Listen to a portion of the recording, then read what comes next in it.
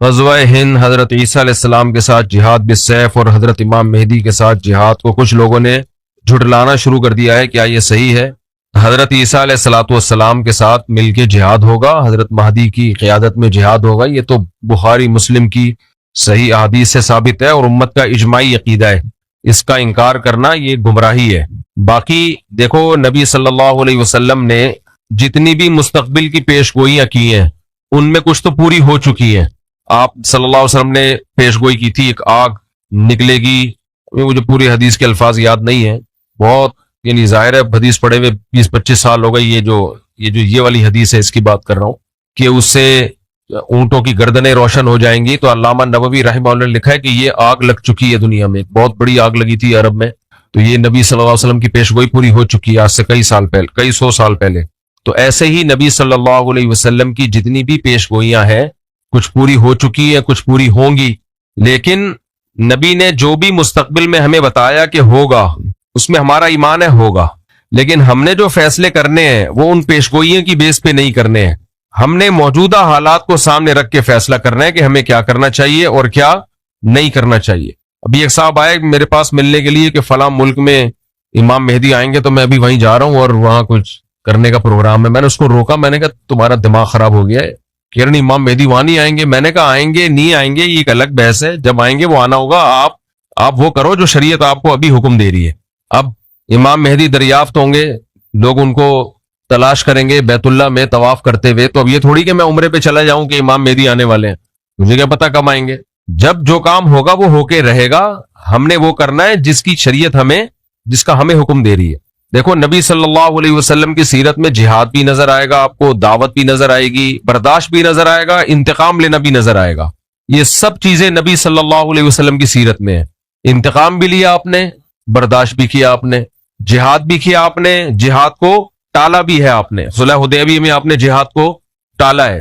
یہودیوں سے دشمنی بھی کی. ادھر توجہ کریں میری طرف، ادھر کیا دیکھ رہے ہیں. یہودیوں سے آپ نے دشمنی بھی کی اور یہودیوں سے معاہدے کر کے ایگریمنٹ بھی کیے جنگ بندی کے. تو اس سے پتہ چلتا ہے بھائی اسلام ہمیں حکم دیتا ہے گراؤنڈ ریئلٹی، زمینی حقیقت کو سامنے رکھ کے فیصلہ کرو. زمینی حقیقت کو سامنے رکھ کے فیصلہ کرو کیا کرنا چاہیے اور کیا نہیں کرنا چاہیے. تو دو میدان ہیں جو اسلام نے ہمیں دیے ہیں. ایک میدان ہے دعوت کا اور ایک میدان ہے جہاد کا. تو جہاد کے میدان میں یہ فیصلہ کرنا پہلے ضروری ہے کہ کہاں ہوگا کہاں نہیں ہوگا، اس کے اسباب کیا ہیں آپ کے پاس. نبی صلی اللہ علیہ وسلم نے مکہ میں 13 سال جہاد نہیں کیا، اسباب نہیں تھے. نوح علیہ السلام نے 950 سال جہاد نہیں کیا اس لیے کہ 40-50 لوگ پوری قوم سے نہیں لڑ سکتے تھے. بنی اسرائیل نے حضرت موسیٰ علیہ السلام جب تک نہیں آئے فرعون کے خلاف بغاوت نہیں کی، اور موسیٰ علیہ السلام کے آنے کے بعد بھی بغاوت نہیں ہوئی ہے. کیوں؟ فرعون بہت طاقتور تھا، وہ بنی اسرائیل کے بچے ذبح کر رہا تھا. تو جو قوم اپنے بچے ذبح ہونے سے نہیں بچا سک رہی وہ اس کے خلاف تلوار لے کے کیسے چڑھ جاتی فرعون کے خلاف؟ اتنا طاقتور تھا. تو اللہ نے وہاں بھی اسباب اختیار کرنے کا حکم دیا. موسیٰ علیہ السلام سے فرمایا وَأَوْحَيْنَا إِلَىٰ مُوسَىٰ وَأَخِيهِ أَن تَبَوَّآ لِقَوْمِكُمَا بِمِصْرَ بُيُوتًا وَاجْعَلُوا بُيُوتَكُمْ قِبْلَةً کہ اے موسیٰ آپ اپنی قوم سے کہتے ہیں کہ اپنے گھروں میں نماز پڑھو اور اللہ کی مدد کا انتظار کرو. بس یہ نہیں کہا کہ جا کے جو ہے نا فرعون پہ چڑھائی کر دو. صبر صبر صبر. اور پھر ایک دن حکم آیا کہ بنی اسرائیل کو لے کے آپ مصر سے نکل جائیں. وہاں بھی فرعون نے پیچھا کیا ہے تو وہاں بھی یہ حکم نہیں دیا فرعون پہ چڑھائی کر دو. وجہ کیا ہے؟ طاقت کا توازن بولو ہے ہی نہیں کوئی نا، کوئی برابر بھی نہیں ہے نا. کوئی انتہائی طاقتور کے سامنے انتہائی کمزور. ہاں کہیں معجزہ ہو گیا تو ایک الگ بات ہے کہ کمزور کو اللہ نے بہت زیادہ طاقتور پہ غالب کر دیا، یا اللہ نے خود حکم دیا ہو کمزور کو کہ براہ راست کے لڑو. تو پھر تو لڑنے کے علاوہ کوئی آپشن نہیں ہے. جب تک آسمان سے وحی نہیں آ جاتی تو وہاں پھر اللہ کا حکم یہی ہے اِن مِنکم مِئَةٌ یغلبوا مِئَتَیْن. 100 اور 200 کا ریشو کم از کم ہونا چاہیے. آدھی طاقت ہونی چاہیے. آدھی بھی نہیں ہے تو میری اجازت نہیں ہے لڑنے کی. اتنی طاقت ہو تو جا کے کرو یہ کام، ورنہ آرام سے بیٹھے رہو، اس سے بھی جاؤ گے جو ہے. تو اس لیے اس وقت جہاں جہاد ہے وہاں تو ہے، ہم اس کے منکر نہیں ہیں. لیکن جہاں جہاد نہیں ہے وہاں لڑائی کا میدان گرم کرنے سے مسلمانوں کا نقصان زیادہ ہوگا، مسلمانوں کو فائدہ نہیں ہوگا، کیونکہ تمہارے پاس کچھ ہے نہیں لڑنے کی. تم اپنا دفاع کر لو، بہت بڑی بات ہے. ابھی تو اپنے ملک کو بچا لو بس. اور ہمارے یہاں کہتے ہیں ملک پہ ادھر جا کے چڑھائی کر دو. ادھر چڑھائی کرو گے کن میزائلوں سے؟ امریکہ سے میزائل لے کے امریکہ پہ چڑھائی کرو گے؟ امریکہ تمہیں جہاز دے گا اپنے اوپر چڑھائی کرنے کے لیے؟ تو ابھی اپنے ملک کو بچا لو کسی طریقے سے، اس کی سالمیت خطرے میں ہے. ابھی سب سے بڑا جہاد یہی ہے کہ ملک بچا لو آپ. تو دوسرا میدان ہے دعوت کا. دعوت کا میدان کیا ہے؟ نرم، اس میں تلوار نہیں ہے، جو تبلیغ ہے. موسیٰ علیہ السلام کو اللہ نے فرعون کے پاس بھیجا، قولا لہ قولا لینا لعلہ یتذکر او یخشی. فرعون کے سامنے جا کے بھی آپ نے نرم لہجے میں بات کرنی ہے. تو فرعون سے بڑا ظالم دنیا میں کوئی ہو سکتا ہے؟ اور موسیٰ علیہ السلام سے زیادہ افضل دنیا میں کوئی ہو سکتا ہے؟ اتنے جلیل القدر پیغمبر کو کہا جا رہا ہے کہ ایسے ظالم کے سامنے بات کیسے کرنی ہے؟ بولو نرم. تو آج ہماری دعوت میں نرمی ختم ہو گئی، دعوت میں نرمی ختم. جو جہاد کی جو میدان میں کرنے کی چیزیں تھی وہ دعوت کے میدان میں ہو رہی ہیں. اس کو وہ بھی کافر ہے، وہ بے پردہ عورتیں. اب بے پردہ عورتوں میں بیان ہو رہا ہے تو یہ تھوڑی بیان ہوگا کہ تم سب جہنم میں جاؤ گے، سے وہ پردہ تھوڑی کر لیں گی. وہاں تو ادعو الی سبیل ربک بالحکمۃ والموعظۃ الحسنہ، اس کو تو حکمت سے دین کی دعوت دینی ہے، ان کو تو قریب کرنا ہے دین کی دعوت کے لیے. تو یہ بہت بڑا مسئلہ ہے. اب گھر میں جو شخص دیندار بن جاتا ہے وہ بدتمیز بہت ہو جاتا ہے. گھر میں جو بھائی نمازی پرہیزگار ہوگا وہ کیا ہوگا؟ بدتمیز. تو ماں باپ کہتے ہیں باقی سارے نارمل ہے، یہ کچھ عجیب سی چیز آ گئی ہے مارکیٹ میں. اس لیے ہمارے حضرت فرمایا کرتے تھے کہ گھر میں جو دیندار بنتا ہے نا، نماز پڑھتا ہے، اس کو اپنے اخلاق بہت زیادہ اچھے کرنے پڑیں گے، بہت زیادہ اپنے اخلاق کو پہ محنت کرنی پڑے گی اس کو. تو دیندار لوگوں کو چاہیے بہت زیادہ احتیاط برتے وہ، اس سے اللہ ان کے درجات بلند کرے گا. بات بہت لمبی ہو گئی. تو خلاصہ کلام کا یہ نکلا کہ بھائی جب امام مہدی آئیں گے جہاد ہوگا، عیسیٰ علیہ السلام آئیں گے جہاد ہوگا. ابھی آپ جو زمینی حقیقت کو دیکھ کے جو کرنا ہے آپ وہ کرو. لوگ کہتے ہیں میں امام مہدی کا لشکر تیار کر رہا ہوں، بالکل بھی آپ کو اس کی ضرورت بولو نہیں ہے. کائنڈلی آپ یہ کام نہ کریں. کہتے ہیں میں عیسیٰ علیہ السلام کے لیے ایک لشکر تیار کو، رہنے دو بس. آپ وہ لشکر کہیں اور جا کے پھٹے گا، سب کو خراب کرے گا وہ لشکر. سمجھتے ہو؟ بہت لوگ آئے ہیں، بہت تحریکیں اٹھی ہیں، ہم عیسیٰ علیہ السلام کے لیے لشکر تیار کر رہے ہیں، اور پھر یہ ہمارا یہ لشکر یہاں سے اٹھے گا، ہوتے ہوتے شام میں جا کے حضرت عیسیٰ سے مل جائے گا. وہ انڈا موڑ پہ ہی ختم ہو گیا. تو جو ابواب الفتن ہے نا، نبی سے جو فتن کے ابواب ہیں، وہ ہمیں بتانے کے لیے کہ ایسا ہوگا. بس کرنا کیا ہے بھائی؟ کرنا وہ ہے جو آج سمجھ میں آ رہا ہے. آپ ایک صاحب مجھے کہنے لگے کہ میں نے کہا کہ اتنی عورتیں، بیوہ اور طلاق یافتہ عورتوں کی تعداد بھی بڑھ رہی ہے، ان کا گروتھ ریشو بھی بڑھ رہا ہے، اور مردوں میں موت بھی بڑھ رہی ہے مردوں میں. تو انہوں نے کہا دیکھیں تو قیامت کے قریب تو 50 عورتیں اور ایک مرد ہوگا، تو 4 شادیاں بھی کافی نہیں ہوں گی. حدیث میں آتا ہے قیامت میں عورتیں اتنی زیادہ ہوں گی، 40 ایک روایت میں آتا ہے 40 عورتوں کے مقابلے میں ایک مرد ہوگا. اب یا تو وہ ایٹم بم سے مرد مر چکے ہوں گے یا کیا ہوگا، یہ اللہ ہی بہتر جانتا ہے، لیکن ایسا ہوگا. حدیث میں آتا ہے 40 مرد اور ایک عورت یہ ریشو ہوگا.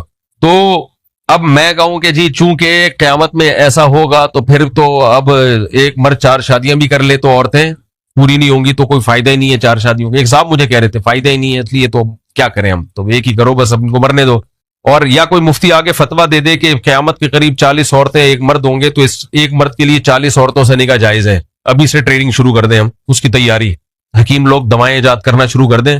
بھئی ایک مرد اور 40 عورتیں ہوں گی تو ایک مرد کو 40 عورتوں سے نکاح تو کرنا پڑے گا نا، تبھی تو عورتیں نمٹیں گی. تو اس لیے ہم ابھی سے تیاری شروع کر دیں، دوائیں کھانا لوگوں کو شروع کر دیں، اور فتویٰ دینا شروع کر دیں بھائی 4 سے زیادہ بھی جائز ہے. تو کہ یہ عقل مندی کا کام ہوگا؟ کوئی عقل مندی کا کام. اب اگر کوئی کہے بھائی ابھی جو ہے نا آپ لوگوں کو سمجھائیں، تیار کریں، 4 سے زیادہ شادیاں کریں کیونکہ ایک وقت آنے والا ہے کہ عورتیں اتنی ہوں گی، تو اس کا جواب کیا ہے بھائی؟ جب وہ وقت آئے گا تو اس وقت دیکھا جائے گا. ابھی ہم نے ابھی کے حساب سے اتنی عورتیں نہیں ہیں، ایک کے مقابلے میں 4 بھی نہیں ہیں، تو ابھی کے حساب سے جو ہے نا ہم اس پہ فتویٰ دیں گے. تو مستقبل میں جو ہوگا وہ ہوگا. تو ایسے تو حدیث میں آتا ہے کہ جب قیامت آئے گی نا تو ایک شخص بھی اللہ کا نام لینے والا نہیں ہوگا. اب ہم کہیں چونکہ سب خراب ہو ہی جائیں گے تو لوگوں کی اصلاح کی ضرورت کیا ہے؟ بھائی ہم نے تو ابھی اصلاح کرنی ہے، لوگوں کو جہنم سے بچانا ہے. جو ہونا ہوگا وہ جب ہونا ہوگا وہ ہو جائے گا. ہم نے ابھی کو دیکھ کے چلنا ہے کہ ابھی کیا ہوگا. منگنی کے بعد عید اور دیگر موقعوں پر لڑکی کو لڑکے والوں کے گھر کی طرف سے دیے جانے والے تحائف کیسے ہیں؟ یہ منگنی ہی نہیں ہے اسلام میں، تو منگنی کے بعد تحفے کہاں سے ہو گئے؟ خطبہ کا لفظ ہے عربی میں، اور حدیث میں بھی خطبہ کہتے ہیں نکاح کا پیغام بھیجنا. بھئی آپ کو کوئی رشتہ پسند آ رہا ہے، 2 رکعت پڑھ کے استخارہ کیا، سنت استخارہ، اس میں نکلے گا کچھ بھی نہیں، اس میں نکلتا کچھ بھی نہیں ہے. استخارہ ایک دعا ہے، اللہم ان کنت تعلم ان ھذا الامر خیر لی فی دینی ومعاشی وعاقبۃ امری فاقدرہ لی. اللہ مقدر کر دے اگر یہ بہتر ہے تو بس 2 رکعت پڑھ کے دعا مانگی، اور کرنا کیا ہے؟ جو سمجھ میں آ رہا ہے، جو سمجھ میں آ رہا ہے تو وہ کر لینا ہے. جیسے میں نے جب دوسری شادی کا ارادہ کیا، جہاں میں نے پیغام بھیجا پیغام بھیجا، استخارہ بھی احتیاطاً کر لیا، اور دل میں یہ تھا کہ کرنا تو ہے ہی یہیں پہ، کرنی کہاں ہے، یہیں کرنی ہے، چاہے استخارے میں نو آئے یا استخارے میں یس آئے۔ وجہ اس کی ہے کہ استخارے میں کچھ بھی نہیں نکلتا، اگر کچھ نکلا تو آپ کا اپنا دماغی تخیل ہے۔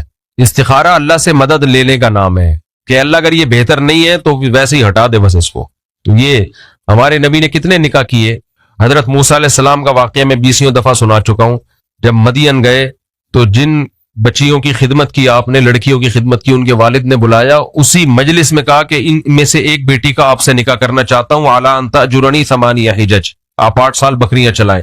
ہمیں تو نہیں ہے کہ موسیٰ علیہ السلام گئے کمرے میں جا کے استخارہ نکالا انہوں نے اور 6 مہینے استخارہ نکالتے رہے، فوراً فرمایا ذالک بینی و بینک، قبول ہے، ٹھیک ہے، کیا فرمایا، قبول ہے۔ تو منگنی اسلام میں نہیں ہے، نکاح کا پیغام بھیجیں، پہلے سوچ لیں، استخارہ بھی کر لیں، مشورہ بھی کر لیں، پیغام بھیجیں، اور سامنے والے یا تو ہاں کریں یا نہ کریں، وہ بھی سوچ لیں، سوچنے کے بعد نہ کرنا ہے نہ، ہاں کرنے کا مطلب ہے آؤ نکاح پڑھو، ہاں کرنے کا مطلب کیا ہے، چلو بھئی ہماری طرف سے قبول ہے تو اب یہ تمہاری امانت۔ رخصتی میں تاخیر ہو سکتی ہے کسی وجہ سے، نکاح میں تاخیر بولو نہیں ہونی چاہیے۔ رخصتی میں اگر ہے تو بھئی ابھی کوئی مسئلہ ہے، نہیں رخصتی کر پا رہے، نکاح تو پھر جو مرضی تحفے تحائف بھیجتے رہیں تو منگیتر کچھ بھی نہیں لگتی، سمجھتے ہو، اس کو تحفے اور گفٹ بھیج کے فری کرانے کی ضرورت نہیں ہے۔ اور منگنیوں میں ٹوٹنے کا ریشو بھی بہت زیادہ ہوتا ہے، کیونکہ اسی دوران ادھر ادھر بھی سیٹنگ اس کی بھی ہو چکی ہوتی ہے اور اس کی بھی ہو چکی ہوتی ہے۔ منگنی ہے نا، اس کے کوئی شرعی خط تو ہے نہیں ہے۔ کیا قرآن کو اردو میں پڑھنے تاکہ سمجھا جا سکے، کیا اس طرح پڑھنے سے بھی ثواب ملتا ہے، لیکن جو اصل ثواب عربی میں پڑھنے سے ملتا ہے۔ قرآن اللہ کا کلام ہے جو عربی میں ہے، وہ انگلش یا اردو میں نہیں ہے۔ نبی صلی اللہ علیہ وسلم نے فرمایا جس نے الف لام میم پڑھا اس کو 30 نیکیاں ملتی ہیں۔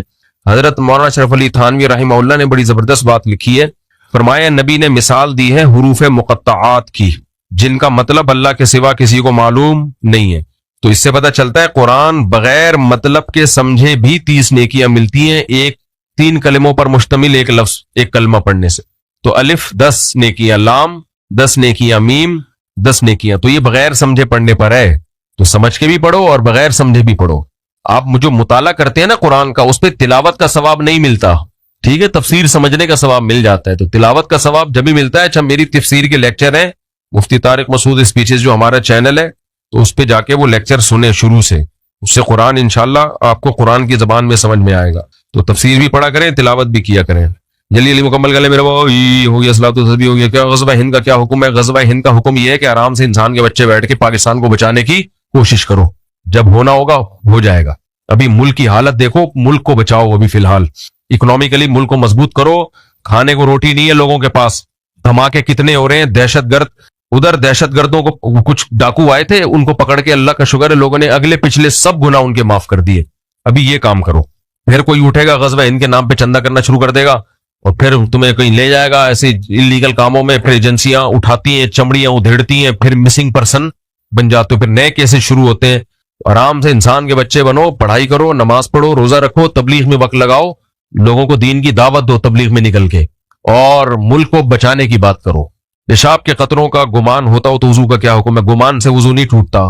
پیشاب کا قطرہ نکلنے کا اتنا یقین ہو کہ قسم اٹھا کے کہے کہ میرا پیشاب کا قطرہ نکلا ہے۔ بعض لوگ کہتے ہیں ہم کنفیوز ہیں، قسم اٹھائیں کہ نہیں اٹھائیں، اس کا مطلب نہیں اٹھا سکتے آپ، 100% یقین ہو پھر وضو ٹوٹے گا۔ کیا پب جی وغیرہ انہوں نے صحیح ٹائم ویسٹنگ ہے بھائی، برائی ہے یہ، اس کو سے بچاؤ اپنے آپ کو۔ بس آخری 2 سوال رہ گئے، بھی ہو گئے۔ کیا صلاۃ التسبیح مستند عمل ہے؟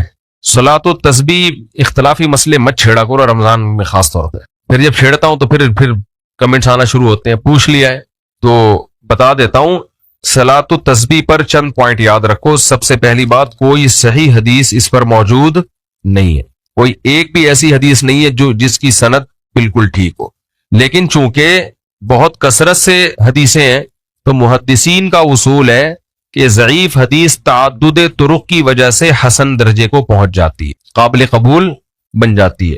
میں نے جب یہ بات کہی نا تو ایک صاحب نے کمنٹس کیے ہوئے تھے، بہت سارے لوگ مل کے جھوٹ بولیں تو کیا وہ سچ ہو جائے گا؟ بھائی بہت سارے لوگ مل کے جھوٹ نہیں بول رہے۔ ضعیف حدیث موضوع من گھڑت نہیں ہوتی، اگر راوی کا جھوٹا ہونا ثابت ہو جائے نا تو وہ حدیث ضعیف نہیں کہلاتی، وہ تو موضوع من گھڑت کہلاتی ہے۔ ضعیف کا مطلب یہ ہے کہ راوی میں کچھ سقم ہے، اس کی میں ابھی ڈیٹیل میں نہیں آتا، تو اس کی وجہ سے یقین نہیں ہے۔ لیکن جب بہت سارے طریقے तुरुक से वो हदीस साबित होगी तो मुहद्दिसीन का उसूल है कि वो दर्जा हसन तक पहुंच जाती है। तो इसी बेस पर जुमहूर उलमा का मजहब यह है कि अगरचे सलात व तस्बीह पर कोई सही हदीस मौजूद नहीं है, लेकिन चूंकि इतने तरीकों से इतनी सनदों से मरवी है तो उसमें काबिल कबूल है, लिहाजा उस पर अमल करना चाहिए। लेकिन बाज़ उलमा का मौक़िफ़ ये है कि ये उसूल तो अपनी जगह दुरुस्त है कि बहुत सारी ज़ईफ़ हदीस होंगी तो वो अमल हसन को पहुंच जाता है, वो हदीस हसन होती है, वो काबिल कबूल होती है, उससे शरई मसला भी साबित हो जाता है। लेकिन उनका उसूल ये है बहुत सारे उलमा का, जिसमें अल्लामा इब्न तैमिया रहमहुल्लाह भी दाखिल है और मेरा भी रुझान इसी राय की तरफ है, वो ये है कि अगरचे ज़ईफ़ हदीस जब बहुत कसरत से हो तो वो काबिल कबूल है, वो हसन है, लेकिन उससे जो अमल साबित हो रहा है अगर वो मुतवातिर हदीसों के बिल्कुल अगेंस्ट है तो फिर हनफिया का मौक़िफ़ ये है कि सही है बुखारी की हदीस भी अगर मुतवातिर के खिलाफ होगी तो हनफिया रद्द कर देते हैं, तो हसन को कैसे कबूल किया जाए। थोड़ी गाढ़ी बात हो गई, ऊपर से गुजर गई हो, इनको अरबी में समझाएं आप मैं क्या कह रहा हूं, बस मुकम्मल। अस्सलाम वालेकुम, जल्दी जल्दी, हाँ पहना दो पहना दो पहना दो पहना दो। अपना लैपटॉप बेचने के लिए, इसको क्या हो गया भाई, लैपटॉप मैंने हेलो, हाँ भाई मैंने लैपटॉप भेजा है किसी को ना सदर में बेचने के लिए अपना, तो कह रहे मुझसे साहब 180 लग रहे थे लेकिन ये बंदा 170 में ले रहा है, मैंने कहा पहना दे पहना। तो मैं ये अर्ज कर रहा था, समझ में आ रही है बात, जो मैं इल्मी एक बात बयान कर रहा हूं। हनफिया का जो उसूल फ़िक़ह में है ना, जो हम पढ़ते हैं उसूल फ़िक़ह में, अहनाफ का मौक़िफ़ ये है कि अगर एक अमल मुतवातिर हदीस जिसको बहुत लोग नकल कर रहे हैं और कुरान तो सब पूरा मुतवातिर है, उससे अगर साबित हो तो उसके मुकाबले में अगर बुखारी की हदीस भी आ जाएगी तो रद्द कर दिया जाएगा। यह अहनाफ का मौक़िफ़ है, जो बहुत 100% यकीनी है उसको लिया जाएगा। तो अब ये जो हम नमाज पढ़ते हैं डेली बेसिस पे, रुकू में तस्बीहात, सूरह फातिहा पढ़ी, फिर उसके बाद सूरत मिला के फौरन रुकू करते हैं, तो मुतवातिर हदीसों से जो नमाज साबित है उस नमाज से ये पता चलता है कि आप तिलावत और रुकू में ताखीर नहीं कर सकते। अगर आपने ताखीर की सद्दा साहब लाजिम हो जाएगा, आपके ऊपर सद्दा साहब लाजिम होगा। और इसी तरह सूरह फातिहा और सूरत के दरमियान में वक्फा ताखीर नहीं कर सकते, किया तो सद्दा साहब लाजिम हो जाएगा। ये मुतवातिर हदीस से साबित है ये बात। और सलातो तस्बीह बिल्कुल इसके उलट है, आप उसमें तस्बीहात पढ़ के रुकू और तिलावत में क्या करते हैं, ताखीर। तो इसलिए अहनाफ का जो उसूल फ़िक़ह है ना, उस उसूल की रोशनी में, जो हनफिया का इमाम हनीफा का जो उसूल है, उस उसूल की रोशनी में सलातो तस्बीह फ़िक़ह हनफी के उसूलों पे नहीं फिट बैठती, क्योंकि हसन हदीस है, सही भी नहीं है। हसन हदीस उन मुतवातिर हदीसों के खिलाफ है जो मुतवातिर हदीसों से नमाज की एक अलग कैफियत साबित हो रही है। इसलिए इब्न तैमिया रहमहुल्लाह, हालांकि वो तो हम्बली थे, लेकिन उन्होंने भी ये बात लिखी है, लम यसबुत मिसलुहु बिमिसलिही, ऐसी नमाज जो मुतवातिर हदीसों के खिलाफ हो, वो वाली नमाज इस जैसी हदीस से साबित नहीं हो सकती, उसके लिए उतनी ही पावरफुल हदीसें होनी चाहिए। तो ये चंद उलमा का मौक़िफ़ है, लेकिन जुमहूर का मौक़िफ़ बहरहाल यही है कि चूंकि वो एक आम उसूल जो मुहद्दिसीन का उसूल है कि ज़ईफ़ हदीस ताअद्दुद तुरुक़ की वजह से क्या बन जाती है, हसन। तो कहते हैं हसन है, लिहाजा सही के हुक्म में ही है, लिहाजा जायज़ है।